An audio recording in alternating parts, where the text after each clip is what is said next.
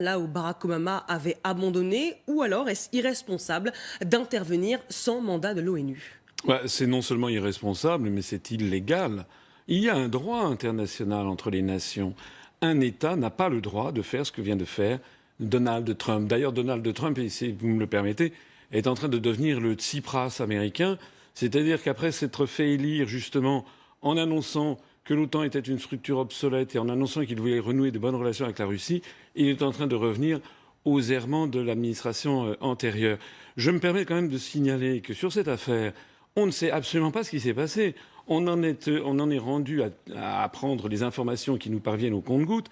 Mais enfin, on n'est quand même pas des poussins de la veille. Rappelez-vous comment la guerre en Irak a été déclenchée. Paraît-il que Saddam Hussein avait des armes de destruction massive. On se rappelle comment le secrétaire d'État à l'époque, Colin Powell, avait agité une fiole devant le Conseil de sécurité des Nations Unies comme étant la preuve que Saddam Hussein détenait des armes de destruction massive. Mais là, en 2013... Quelques mois après, on a appris que c'était faux. Il n'y avait jamais eu d'armes de destruction massive. Rappelez-vous ce qui s'est passé avec le massacre de la Ghouta. Je crois que c'était le 26 août 2013. Aussitôt, il y a eu un bombardement chimique. Aussitôt, ça avait été le régime de Bachar el-Assad qui avait été accusé.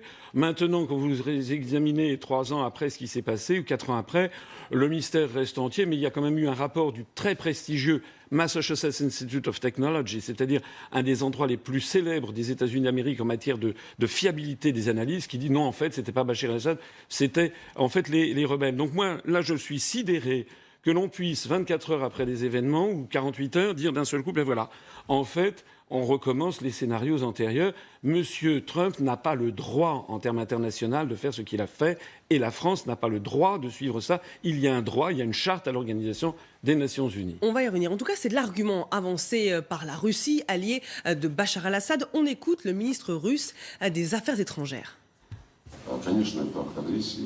Il s'agit d'un acte d'agression sous un prétexte fallacieux. Toute la situation fait penser à l'année 2003, quand les États-Unis, la Grande-Bretagne, avec leurs alliés, ont fait irruption en Irak sans l'assentiment du Conseil de sécurité et en violation flagrante du droit international. Mais à l'époque, ils avaient au moins essayé de fournir des preuves. Cette fois-ci, on n'a même pas pris la peine de fournir des preuves. On s'est appuyé sur des photographies. On a une fois de plus spéculé sur des photos d'enfants. Vous l'avez rappelé, depuis mardi soir, l'enquête n'a pas encore eu lieu. Mais déjà, en 2013, il y avait eu des soupçons d'utilisation d'armes chimiques par le régime syrien et des observateurs internationaux avaient constaté que des armes chimiques avaient bien été utilisées. Donc, est-ce qu'on doit laisser le peuple syrien pris en étau entre Bachar el-Assad et Daesh? Non, mais je rappelle encore une fois que les affirmations qui avaient eu lieu en 2013 ont été ensuite démenties et qu'actuellement le mystère reste entier, mais que les meilleurs spécialistes doutent de plus en plus que ce fut le régime de Bachar el-Assad qui avait procédé à ça. Je rappelle aussi quelque chose, c'est qu'il y a quand même l'Organisation pour l'interdiction des armes chimiques, qui est une filiale de l'ONU, qui a vérifié que le régime syrien avait détruit toutes ses armes chimiques quand même. Donc, comment dirais-je, l'analyse faite par la Russie selon laquelle ce bombardement par mégarde aurait frappé un hangar détenant où il y aurait eu des armes chimiques détenues par les rebelles justement de Daesh ou d'Al-Nosra, c'est une information qu'il faut quand même prendre en considération. Vous faites confiance au régime syrien? Non, je ne fais pas. Écoutez, c'est pas moi qui fais confiance. Ça a été validé par l'ensemble des experts de l'ONU. Donc ça a été validé. Par ailleurs, il y a quelque chose que je voudrais dire. C'est qu'il n'y a pas que la Russie qui proteste. C'est que depuis, sur ces affaires syriennes, c'est d'arriver 6 fois au Conseil de sécurité, la Chine a également opposé son veto, comme la Russie, à l'ensemble des opérations. C'est-à-dire que contrairement à ce que l'on veut faire croire aux Français, la grande majorité des États du monde, en réalité, continuent à reconnaître Bachar el-Assad comme étant le président des Syriens. C'est ça la réalité. Il faut tenir compte du droit international. Encore un mot. Il y a aussi une opération de politique intérieure américaine, je pense, parce que Donald Trump a annoncé ce bombardement au moment même où il recevait en Floride le président chinois Xi Jinping. Donc c'est aussi, à mon avis, une façon de montrer ses muscles face à la grande puissance chinoise montante et l'inquiétude des États-Unis de voir se constituer un bloc entre la Russie et la Chine pour éventuellement torpiller leur influence mondiale. Alors François Hollande, lui, veut poursuivre la réponse américaine au niveau international. Il va réunir un conseil de défense ce soir. On l'écoute et on vous fait réagir après.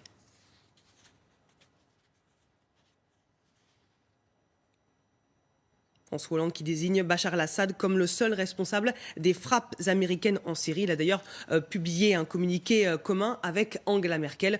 On écoute le chef de l'État. Après nous avoir informés, les Américains ont décidé de frapper un certain nombre d'installations en Syrie.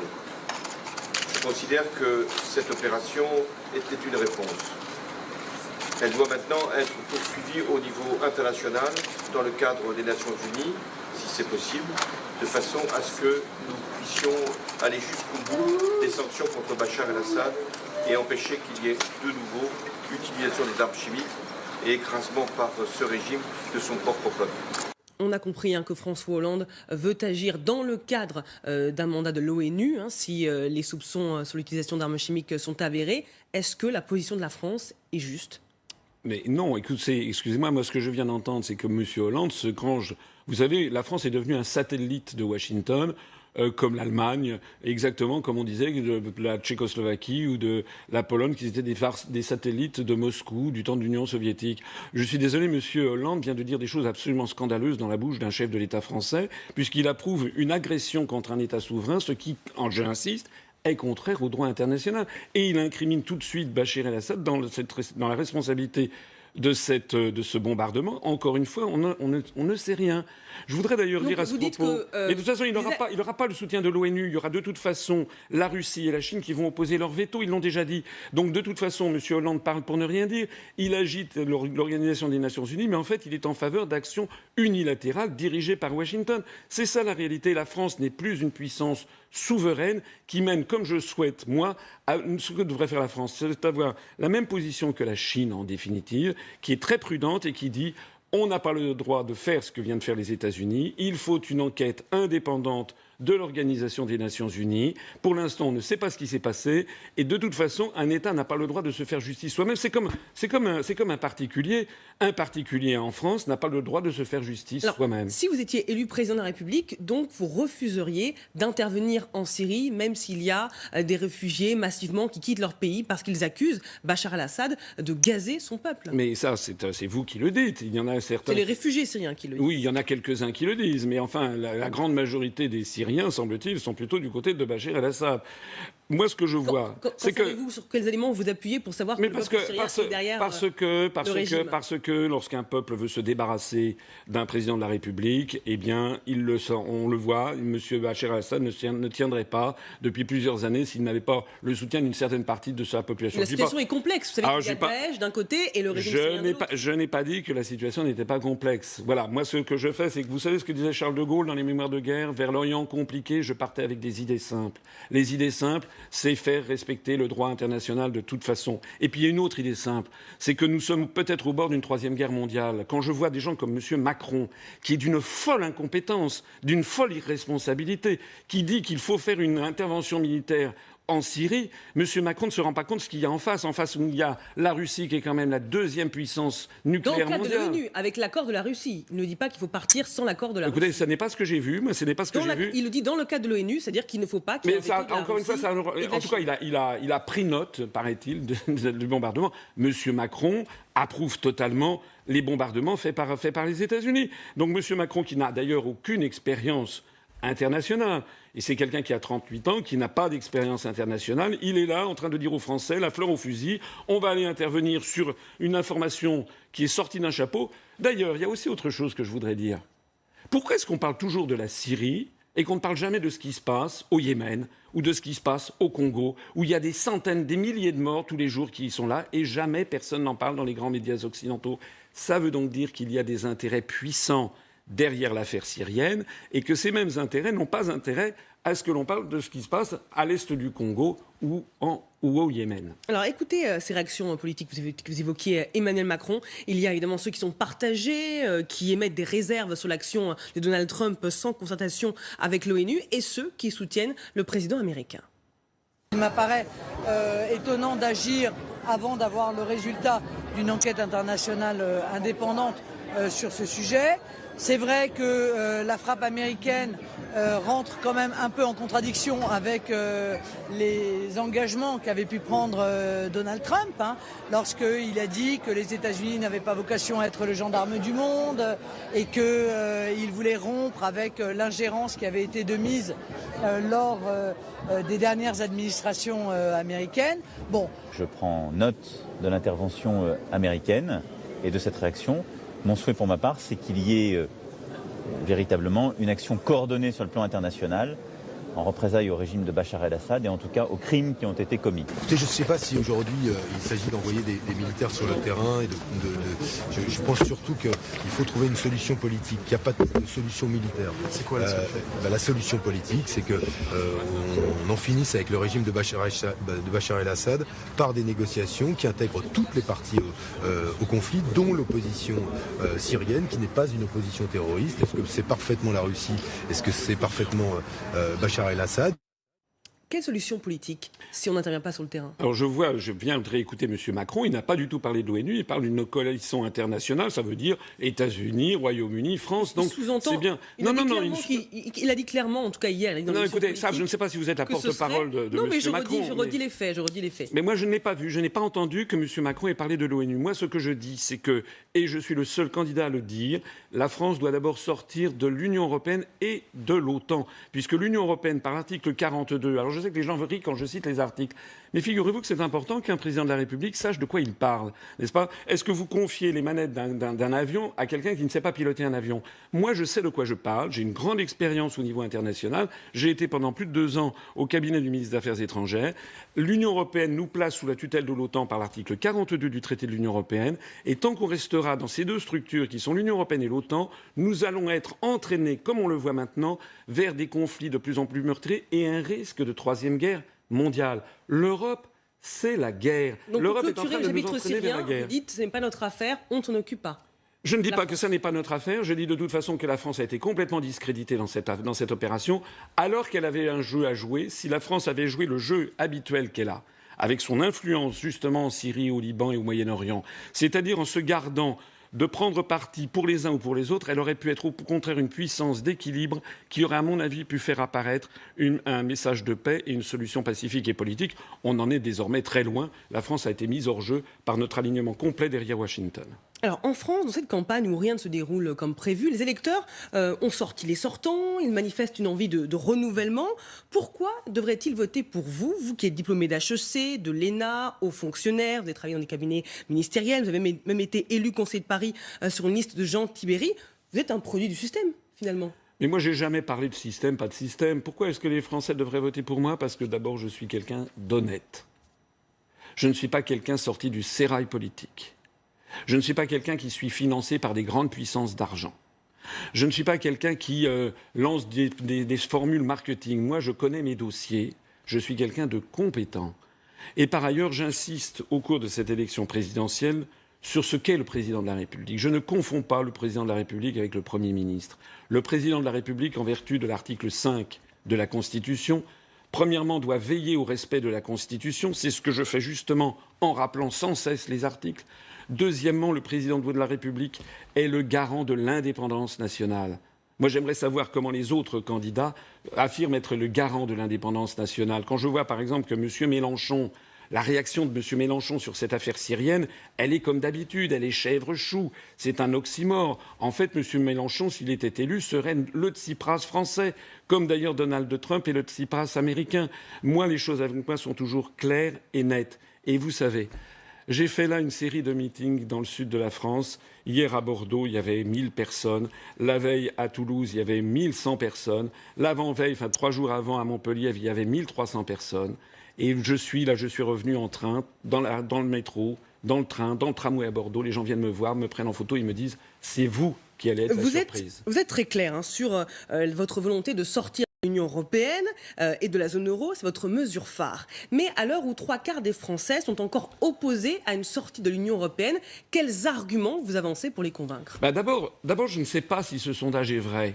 Voilà, moi, vous savez, les sondages, il y a des sondages qui me donnent à 0,0. Bon, les sondages officiels, mais quand on va voir les sondages me concernant sur Internet, excusez-moi, mais je crève tous les plafonds. Donc il y a quand même un problème. Alors les médias disent oui, c'est parce qu'il fait agir ces cybermilitants. Et alors les autres, ils n'ont pas de cybermilitants. Paraît-il que M. Macron ou M. Mélenchon sont des champions. M. Macron de la modernité, M. Mélenchon serait un champion d'Internet. Pourquoi ils n'en voient pas? Moi, ce que je vois, c'est que... Sur le fond, mais il y a quand même des gens qui sont réticents. Eh bien, écoutez, sur le fond, vous leur dites quoi? Eh bien, si moi j'entre, si je dis ce que je dis, et si une majorité des Français n'est pas d'accord, ça prouve quoi? Ça prouve que je suis quelqu'un d'honnête. Ça prouve que je ne suis pas un politicien véreux qui est là en train de surfer sur l'opinion publique. Je suis donc le contraire d'un populiste. Si je dis ce qu'il y a, et même si une majorité des Français en effet est contre, eh bien c'est justement l'objectif d'une campagne électorale que d'expliquer aux Français pourquoi nous devons sortir en urgence. Expliquez-nous, justement. On doit sortir en urgence de l'Union européenne, de l'euro, pour d'abord rendre aux Français leur démocratie. Sortir de l'euro parce que l'euro est en train de s'effondrer. Malheureusement, on n'a jamais le temps d'expliquer. Je renvoie les téléspectateurs à notre site upr.fr. Sortir de l'Union européenne parce que, quel que soit le président de la République qui sera élu au mois de mai, sauf si c'est moi, puisque moi je propose de sortir de l'Union européenne, tous les autres proposent de renégocier les traités. Vous, c'est radical. Voilà. Moi, je fais l'article 50, c'est pas radical. C'est comme Mme Theresa May. Elle a lancé la procédure de l'article 50. Ça n'a strictement rien ni de radical, ni d'extrémiste. Elle a été obligée de le faire valider par le Parlement britannique. Oui, mais parce que... Mais ça, ce sont les procédures britanniques. Moi, si je suis élu, je l'aurais été sur un mandat extrêmement clair. C'est le moins qu'on puisse dire, vous l'avez dit vous-même. Donc je ne vais pas ensuite faire un référendum pour demander aux Français est-ce que vous êtes d'accord pour que je mette en œuvre le programme sur lequel je viens d'être élu. Mais si c'est quelqu'un d'autre que moi qui est élu, on va avoir la politique du rapport des grandes orientations de politique économique qui est fixée tous les ans par la Commission européenne en vertu de l'article 121 du traité. J'invite tous les téléspectateurs à aller sur notre site internet, ils verront une fenêtre pop-up.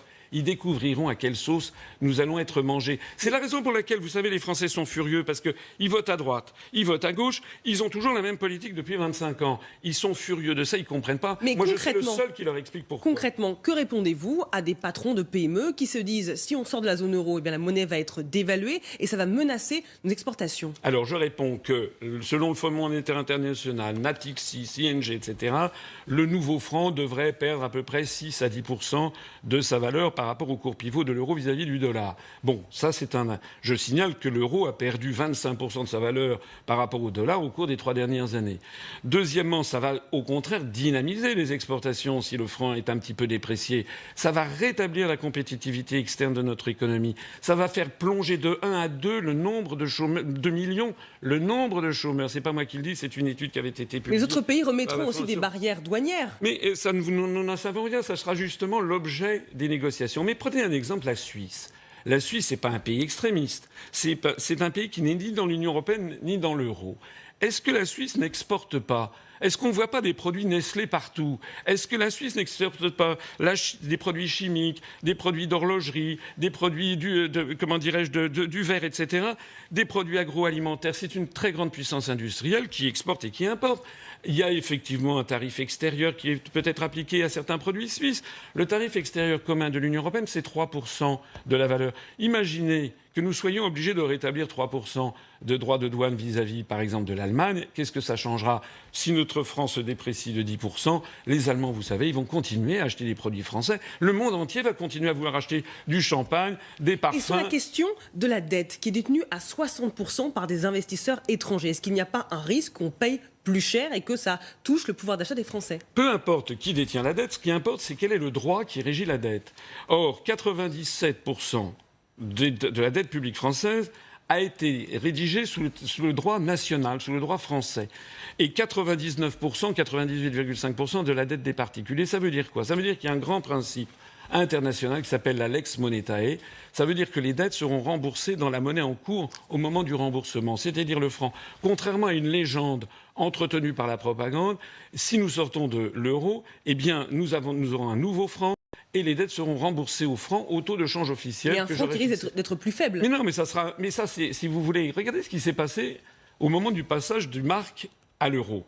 Il y avait des investisseurs étrangers qui détenaient des créances sur le gouvernement, sur l'État allemand. C'était des créances en marques. Lorsque l'Allemagne est passée du mark à l'euro, il y a un certain nombre d'investisseurs, ça ne leur a pas fait très plaisir parce qu'ils ont estimé que l'euro intégrant les pays du Sud serait sans doute une monnaie plus faible que le mark ce qui d'ailleurs est vrai, eh bien, ils ont quand même été obligés de subir la lex monetae et personne n'a protesté. D'ailleurs, regardez ce qui se passe sur les marchés internationaux. Lorsque l'Allemagne fait des emprunts, elle obtient des taux d'intérêt qui sont plus faibles que ceux qui sont facturés à la France, et ceux qui sont facturés à la France sont beaucoup plus faibles que ceux qui sont facturés à la Grèce. Pourquoi cette différence de taux d'intérêt? La réalité, c'est que les marchés financiers internationaux, lorsqu'ils fixent des taux d'intérêt pour les trésors publics respectifs, ils intègrent l'hypothèse que l'euro explose et donc ils font payer une prime de risque supplémentaire à la Grèce ou à la France. Si ce risque se révèle, ils n'auront rien à dire puisqu'ils auront joué et puis voilà. Si vous êtes élu, avec qui vous gouvernez? Parce qu'il faut bien une majorité à l'Assemblée pour appliquer sa politique. Ben, notez bien que c'est la même question que vous pourriez poser à Mme Le Pen. Mais on la pose Mélenchon, à Emmanuel Macron, à Marine Le Pen très régulièrement. Voilà, donc moi, si je suis élu, je vais avoir, ça sera un bouleversement de la scène politique, c'est le moins que l'on puisse dire. Déjà, le premier bouleversement, il va avoir lieu le soir du 23 avril, le soir du premier tour, parce que moi, je suis très confiant. Vous savez, quand je réunis des milliers de personnes dans les meetings, les gens sourient, mais les gens rient même lorsque je leur dis que nous sommes crédités de 0%, alors qu'on a fait près de 1% il y a 1 an et demi, alors qu'on était beaucoup plus petit et que je n'étais pas connu. Donc je pense que je vais faire un score tout à fait significatif. Et si d'aventure je suis au deuxième tour, eh bien, vous savez, il va y avoir à ce moment-là des quantités d'offres et de ralliements. Mais je voudrais dire quelque chose. C'est que je ne suis pas seul. On a dépassé les 23 200 adhérents et que nous avons de nombreux talents maintenant à l'Union populaire républicaine. Par exemple, sur les questions monétaires, je cite souvent Vincent Brousseau, qui est quand même l'un des meilleurs experts mondiaux de l'euro. Il a travaillé 15 ans à la BCE et il a travaillé 6 ans au service de la politique monétaire. Nous avons à l'UPR des gens qui travaillent discrètement, bien entendu, des hauts fonctionnaires qui sont au Quai d'Orsay, qui sont au ministère des Finances, qui sont dans différents ministères et qui discrètement me font passer des dossiers. Nous avons du monde à l'UPR. Alors, il y a une attaque que vous ne supportez pas, c'est celle de conspirationnistes. Vous êtes classé comme théoricien du complot par l'Observatoire du conspirationnisme et vous répondez, comme hier à Bordeaux, on a écouté votre meeting en préparant cette émission, et vous dites c'est un comble qu'on m'accuse d'être complotiste quand on voit François Fillon qui parle de cabinet noir ou quand on voit Emmanuel Macron qui accuse la Russie de vouloir le déstabiliser. Mais certaines de vos déclarations peuvent surprendre. On va écouter ce que vous disiez aux 20h de TF1. Voici votre collègue de BFM qui nous explique que le FBI a aidé des musulmans à commettre des attentats. C'est pas moi, c'est BFM. Moi, on me traite de complotiste. Mais en fait, moi, je cherche ça, c'est le journal Le Monde. Le FBI mis en cause dans l'organisation d'attentats par des Américains musulmans. Donc Boko Haram, c'est la CIA, ce sont les services secrets américains, ainsi que Daesh et le marathon de Boston. Je ne vais pas vous sortir ici tous mes documents. Non, c'était votre credo. Je voulais juste savoir si vous le pensiez. Non, mais ça n'est pas un credo, monsieur. Ça n'est pas un credo. Est-ce que vous pensez que les États-Unis financent réellement Daesh? Mais encore une fois, je vais répéter exactement ce que je disais sur TF1. C'est pas un credo, ce sont des informations que vous donnez vous-même, que donnent vos collègues. C'est quand même ça extraordinaire. L'Observatoire de Conspiracy Watch, j'invite les téléspectateurs qui s'y intéressent à aller regarder qui est derrière. C'est la nébuleuse de Mme Caroline Fourest, etc., qui d'ailleurs a été interdite d'antenne pour ses mensonges avérés par M. Ruquier. Je ne l'ai pas inventé. Nous avons effectivement une petite structure qui est là pour balancer des fausses informations. Mais soyons sérieux, effectivement. M. Fillon a été traité de complotiste par M. Bayrou. M. Macron dit que en fait, c'est Vladimir Poutine qui manipule l'élection présidentielle en France. Qu'est-ce que c'est que cette histoire? Moi, j'en ai assez de ces histoires de complotisme, parce que ça veut dire que c'est maintenant une espèce de chasse aux sorcières, un macartisme, qui prétendrait interdire aux Français, ou à tout autre peuple, de réfléchir par eux-mêmes et de douter. Vous savez ce qui a fait la grandeur de l'Occident dans la pensée, dans l'esprit de la pensée, dans la philosophie universelle, la grandeur de l'Europe, pour le coup, en matière de pensée, c'est justement la faculté de douter, la faculté de remettre en cause, au crible de sa raison personnelle, tous les dogmes de son époque. Donc sans parler de complot, est-ce que vous pensez réellement que ce sont les États-Unis qui ont intérêt à financer l'État islamique? Écoutez, c'est pas moi qui l'ai dit, c'est Donald Trump. C'est Donald Trump qui, pendant sa campagne, avait dit que c'était Obama et Mme Clinton qui avaient financé... On peut douter aussi de sa parole. Mais on peut douter, mais on peut douter, bien entendu, on peut douter de tout. Moi, ce que je sais, c'est qu'il faut bien comprendre qu'en Syrie et Daesh, ils ont des armes américaines et britanniques. Elles ont été découvertes notamment lorsque Alep a été libéré de Daesh. Eh bien, ces armes, elles viennent d'où? Elles sont financées par qui? Voilà, ce sont les bonnes informations. Et vous savez, les Français ne s'y trompent pas. Moi, je suis en permanence abordé dans la rue par des gens qui me disent « Monsieur, vous avez raison, il y en a marre qu'on nous force à gober des bobards. Vous avez raison, il faut continuer à faire ce que vous faites. Vous êtes un homme droit, intègre et qui dit la vérité. Alors, une image, dans vos meetings, il n'y a évidemment pas de drapeau européen parce que vous voulez sortir de l'Union européenne, il y a le drapeau français, et puis il y a également ceux de l'ONU et de l'Organisation internationale de la francophonie. Pourquoi ? Alors, je vous remercie de souligner ça. Tous les candidats, ou presque tous, parlent devant le drapeau français et le drapeau de l'Union européenne, qui est en fait l'ancienne héraldique du Saint-Empire romain germanique bleu aux étoiles d'or. C'est en fait un drapeau de soumission à un pouvoir qui n'est pas celui des citoyens français. Madame Le Pen, quand elle parle uniquement devant le drapeau bleu, blanc, rouge. C'est un système un signe, un symbole de renfermement sur soi-même. Moi, je parle devant le drapeau de la République française, devant le drapeau de la Révolution française, mais aussi devant le drapeau de l'Organisation des Nations Unies, parce que je le disais tout à l'heure, vous savez, je suis très très logique. Moi, je veux rétablir le droit international, je veux que la France soit en bon terme avec l'ensemble des pays du monde. Et pourquoi je veux sortir de l'Union européenne ? Parce que si vous y réfléchissez en profondeur, en fait, c'est un apartheid planétaire qui ne dit pas son nom. En fait, la construction européenne est une vieille idée complètement anachronique. Dans le monde d'aujourd'hui, nous devons avoir des relations avec le monde entier, avec la Russie, la Chine, le Brésil, l'Inde, l'Afrique du Sud, etc., etc., et l'Organisation de la francophonie. Parce que je dis aux Français... C'est le mot de la fin. Oui, parce que je dis aux Français que le français, la langue française, est en très forte croissance. C'est un formidable message d'espoir. Notre avenir passe très largement avec les pays de la francophonie, notamment les pays d'Afrique. Vous savez, il y aura 760 millions de francophones en 2060. La langue française sera la 3e langue la plus parlée au monde. Et ce sera pour nous un formidable moyen d'exister au XXIe siècle. Le message est passé. Merci François Asselineau d'avoir été notre invité sur LCI. Restez avec nous, l'info continue.